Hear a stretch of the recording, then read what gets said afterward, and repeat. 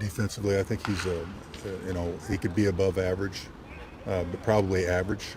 But if he can hit for power, there's a lot of average first basemen in the United States that make a lot of money and help their teams win. So, yeah, I think he's a very positive player, especially for a team that has that need, that power bat need.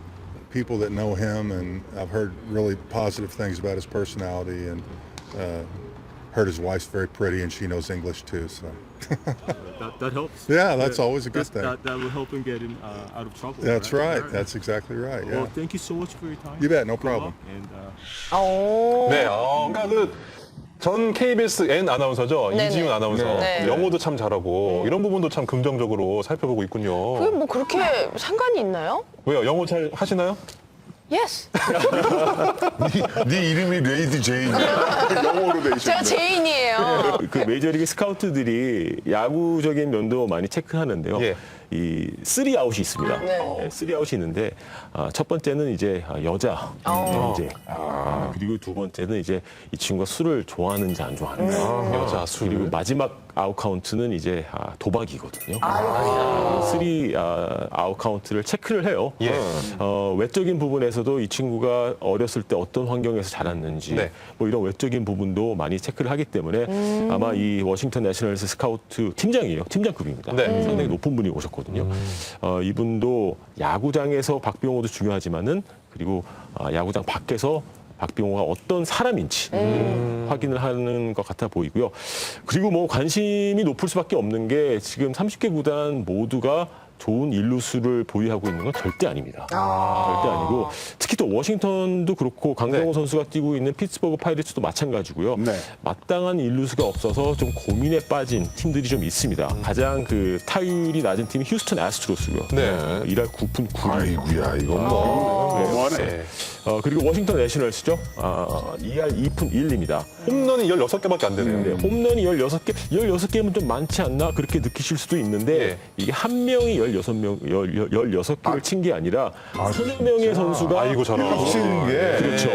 그렇기 때문에 이게 문제가 있구만, 이게.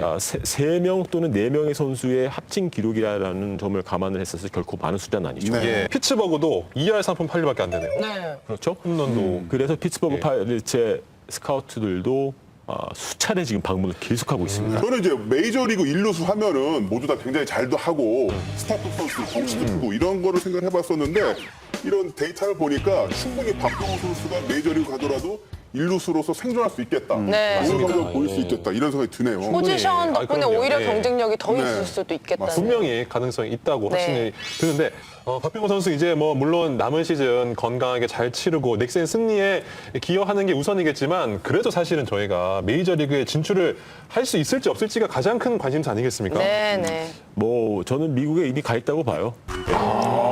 티켓은 이미 끊어놨다. 그렇죠. 이 얼마 이제 몸값만 정해주면 될 것 같고요. 제가 목동에서 메이저리그 스카우트들하고 이야기를 나눠봤는데요. 예. 눈빛이 약간 분에 차 있더라고요. 누가요? 누가? 스카우트들이. 왜? 왜냐하면은 왜요? 강정호 선수 놓친 거 너무 후회된다. 사실 부담을 많이 가져요. 제가 박병호 선수 만나서 처음에 인터뷰 얘기 좀 하자라고 했을 때 형님 저 MLB나 미국 얘기면은 좀 사양하겠습니다. 이 얘기를 먼저 할 정도로 조금 감추는 게 좀 많이 있어요. 네. 예. 자, 사실 뭐 데니얼 김 위원하고 지금 말씀 중에 강정호도 사실 처음에는 적응 기간이 좀 필요했어요. 네. 그러니까 본인이 원래 한국에서 40개 홈런을 기록할 정도로 홈런을 칠 수 있는 타자인데 네. 사실 이 강정호 선수의 가장 큰 장점이 바로 이 레그킥 동작인데 네, 네. 이게 장타력을 생산하는 데 있어서는 굉장히 좋습니다. 하지만 올스타 기간 전까지만 하더라도 레그킥을 많이 사용하지 않으면서 선택 위주의 타격을 했단 말이에요. 네. 그만큼 상대 투수들을 처음 접하다 보니까 조금 적응 기간이 본인 스스로도 필요했다는 얘기죠. 자, 하지만 피츠버그도 꾸준히 강정호 선수를 참고 기다려주고 네. 적응할 수 있게끔 배려를 해줬어요. 그러다 보니까 후반기부터 정말 본인의 야구를 할 수 있고 그렇다 보니까 아무래도 박병호 선수도 이 메이저리그 구단에서 조금은 기회를 보장을 해주고 충분히 시간적인 여유를 준다고 하면은 네. 강정호 선수 이상의 성적을 내지 않을까 네. 저는 이렇게 한번 생각을 해봅니다. 알겠습니다. 그때가 어느 정도 되면은 우리 박병호 선수가 만족하고 가겠습니까? 적어도 강정호 선수의 2배는 받아야 된다고 생각해요. 강정호 선수가 얼마 받고 갔죠? 포스팅비 합해서 1,600만 달러였거든요. 그래서 $3천만 달러는 넘어야 되지 않나. 뭐 선수의 몸값이 뭐 다르다라는 의미보다는 강정호 선수의 활약으로 오히려 박병호 선수의 몸값이 조금 더 올라간 느낌이거든요. 그렇죠. 4년 전에 요하네스 세스페데스라는 선수가 딱 1,500만 달러 개런티를 받고 메이저리그 진출했거든요. 그 다음에 간 선수가 푸이그였습니다. 세스페데스가 1,500만 달러 받고 잘하니까는 푸이그가 진출할 때는 4,200만 달러를 받았어요.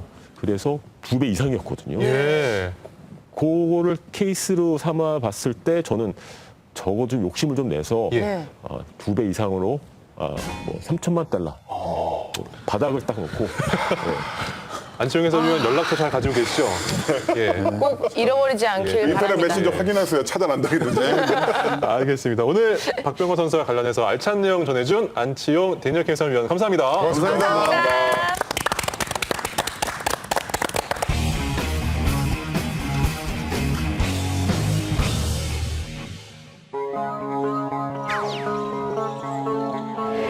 사실 그저께 경기장에 처음 왔죠. 고민도 많이 하고 제가 가야 하는 자리가 맞는 건지라도 생각도 많이 했는데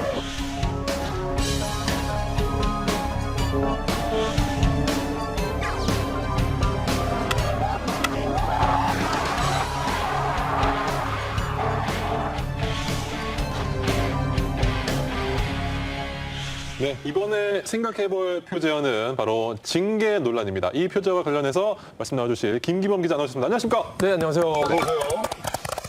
자, 국내 프로스포츠에서 이 징계 수위를 놓고 여러 네. 가지 말들이 오가고 있습니다. 네.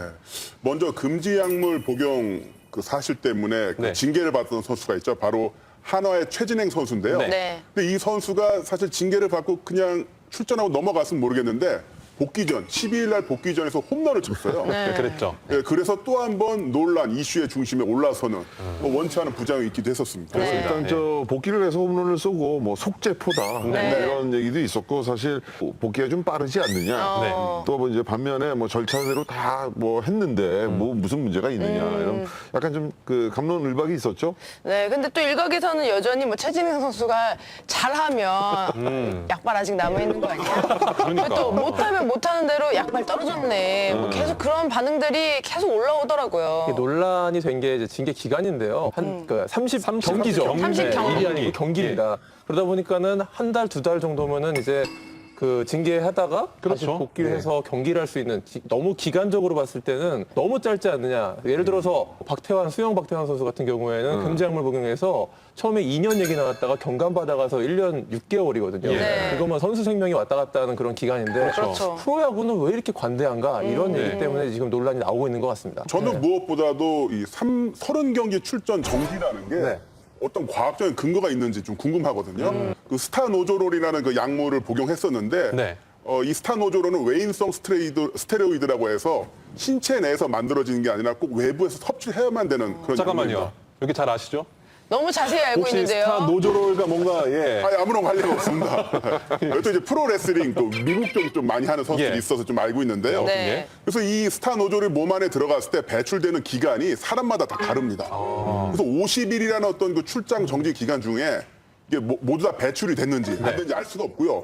만약에 아까 레이디 제인께서 말씀하신 것처럼 아직 남아있는 게 아니냐. 그래서 검사를 해봤는데 그럼 이게 징계를 받기 이전에 남아있던 게 잔존된 건지 아니면 새로 복용한 건지 알 수가 없는 그런 구분이 안 상태가 되는 거죠. 되는군요. 네.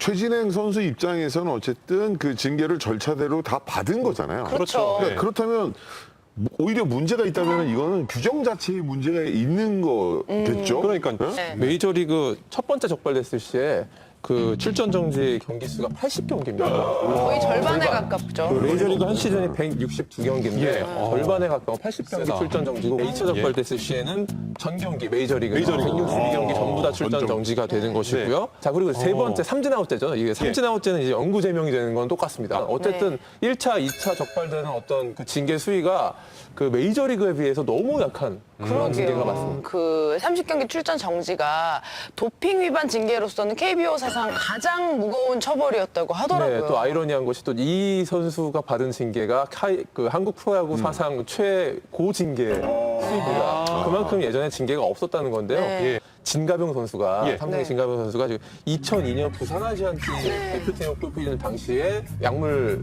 복용한 것이 걸려가지고 한참 파문을 많이 일으켰는데 그때도 대표팀 탈락밖에 안 됐고요. 네. 국내 프로야구에는 따로 진 게 없었습니다. 또 2006년 WBC 때 박명환 선수가 비슷한 일이 있었는데 그때도 마찬가지로 대표팀 국제 경기를 2년 동안 출전할 수 없다 이런 징계만 있었고 그때는 그 도핑 위반 관련 규정이 아예 없었나 그렇죠. 봐요. 2007년부터 이게 도입됐고 도입된 2007년 이후에도 어떤 징계는 솜방망이 징계에 가까운 것이어서 도핑에 관한 한국 프로야구의 인식이 어떤 수준에 머물러 있는가를 잘 알 수 있는 그런 대목인 것 같습니다. 네. 이거는 어떻게 보면 그 스포츠맨십에서 신뢰가 깨지는 거예요. 승부 조작과 마찬가지로 그렇죠. 볼 수 있는 건데 네. 메이저리그가 왜 이렇게 약물에 대한 징계를 강화했냐면 이 베리 본즈 사건. 베리 본즈가 홈런왕 아닙니까? 옆에 메이저리그 통산 최다 홈런을 때린 선수인데 그 선수가 이제 스테로이드제를 복용한 것이 사실이 밝혀져가지고 메이저리그에서 세웠던 그 모든 기록들이 다 의심받고 어떤 짐작법들이 다 인정을 못 받는 그런 어떻게 보면 메이저리그가 최근 들어서 약간 인기가 최근 들어서 떨어지고 있는 추세는 맞습니다. 그게 여러 가지 복합적인 요인이 있겠습니다만 이런 식의 어떤 신뢰를 떨어뜨린 점, 사이클 랜스 암스트롱 선수 같은 경우는 약물 복용 하나 때문에 거의 뭐 좀 패가망신했던 그런 선수인데 그 약물 복용이라는 게 그 해당 종목을 그 근간을 완전히 휩쓸어버릴 수 있는 큰 어떤 그 메가톤급 그 임팩트가 있기 때문에 네. 이 경각심을 더 갖는 것이 중요하다고 보겠습니다. 그 선수 개인의 건강도 굉장히 위험해질 수가 있습니다. 네. 아, 그래요? 이 스테로이드를 복용을 하면은 몸이 커집니다. 네. 근육의 그 생성과 발전이 굉장히 빨라지거든요. 예? 아, 저 근육 없어요. 걱정하지 마세요. 굉장히 크신데요. 네. 그래서 몸이 커지는데 문제는 심장은 그대로잖아요. 네. 심장은 커지지가 않죠. 그렇죠. 그러니까 자동차로 치면은 자동차 무게는 외형은 계속 커지는데 엔진은 그대로인 거예요. 과부하가 그렇죠. 무리가 그러면 이 차 엔진에 무리가 가서 결국 엔진이 멈추겠죠. 멈추지. 그래서 프로레슬링 선수들 거구의 레슬러들이 자다가 죽는 경우가 많이 있어요. 그런데 심각한 것이요. 예. 이 미국의 한 스포츠 잡지가 미국의 육상 선수들 상대로 설문조사를 했는데요. 이 약물을 먹으면 100% 다음 올림픽에서 금메달을 딴다는 전제하에서 근데 대신 7년 뒤에 사망한다. 그런데 당신은 복용하겠냐고 물어봤습니다. 물어봤더니 근데 놀라운 것이 80%가 육상 선수들이 복용하겠다고 했어요. 7년 뒤에 죽는 것을 알면서도 죽는 걸 알면서도 올림픽 금메달에 대한 유혹이 그만큼 크다는 것인데 빨리 뭔가 결과를 내야 되겠다는 생각 때문에 그렇게 좀 유혹에 흔들릴 수 있을 것 같거든요. 네, 맞습니다. 뭐, 저 축구 대표팀의 강수일 선수 같은 경우에도 발모제를 발라서 여기서 약물 성분이 검출돼가지고 지금 자격 정지를 먹었는데 뭐 6개월 출전 정지 이 정도면 꽤 긴 기간이고요. 뭐, 근데 공교롭게도 이제 강수일 선수가 6개월 출전 정지라는 징계를 받았던 그 순간에 이제 최진행 선수는 복귀해서 그 속죄 홈런포를 때렸던 그런 좀 아이러니한 일이 있었는데요. 좀 해당 연맹, 해당 페더레이션에서 보다 강력한 규제를 해야지 이런 약물의 유혹에서 선수들이 빠져나올 수 있을 것 같습니다. 네. 그 규제도 규제입니다만 말씀하신 것처럼 누구는 6개월 출전 정지, 누구는 50일. 이러다 보니까 같은 잘못을 저지른 상태에서도 이 종목에 따라서 이 징계가 달라지다 보니까요. 네. 문화체육관광부에서도 이 문제의 그 심각성을 인지를 해서 11월부터는 한국도핑방지위원회에서 이걸 일괄적으로 좀 정리하는 그런 방향으로 좀 가고 있습니다. 그래야겠네요. 그렇습니다. 김민구 선수 역시 징계 여부를 둘러싸고 논란이 참 일고 있는데 2015 프로아마 농구 최강전에서 KCC 김민구 선수가 복귀전을 잘 치렀죠. 김민구 선수는 지난해 6월 이제 국가대표로 소집돼서 훈련을 받다가 그 와중에 이제 음주운전을 했고요. 또 굉장히 큰 부상을 입었었는데 별다른 어떤 징계 없이 이제 재활에 매진했고 이제 복귀까지 하는 그런 상황이 됐죠. 근데 문제는요, 이 김민구 선수가 출전했을 그 상황인데요. 네. 이 구단 보도 자료를 통해서 사과문을 발표를 하고 그렇게 어떻게 보면은 팬들은 이제 슬그머니 이제 들어왔다, 슬기에 출전을 했다 이렇게 해서 좀 비난 여론이 많이 일었거든요. 대한농구협회와 프로농구연맹에서 이제서 이제 징계를 어떤 식으로 할 건지 논의를 하겠다 이런 이야기가 나온 상태죠. 근데 그 뭐 약물 같은 경우는 대부분 리그에서 이제 뭐 처벌 조항이라든지 이런 게 있는데 음주운전 같은 경우는 그런 게 잘 없는 것 같아요. 문화된 규정이 없는 곳이 많죠. 그 음주는 경기장 밖에서 일어나는 일이기 때문에 네. 이거를 경기장 내에서 있었던 일과 동일하게 취급해서 징계를 주고 제한을 가한다 이런 거는 별로 없습니다. 이 법적인 처벌을 또 받잖아요. 음주운전을 하게 되면 음주 면허 취소가 되고 정지가 되고 이런 벌금 내고. 메이저리그에서는 음주운전이라든가 이런 사고가 났을 경우에도 그 추가적인 징계는 없다고 합니다. 우리랑은 좀 다르네요. 네, 맞습니다. 구단이나 사무국에서 이제 징계를 내려고 하면은 이것은 이제 이중 처벌이다, 안 된다 이렇게 반대를 하고 있는 입장이고요. 예전에 추신수 선수도 이제 음주운전 관련해서 물의를 일으켰을 때 이 면허 취소라든가 정지 그런 어떤 행정 처분만 받고 네. 구단에서 별도의 징계는 없었죠. 예를 들어서요. 예. 스포츠 대백과 PD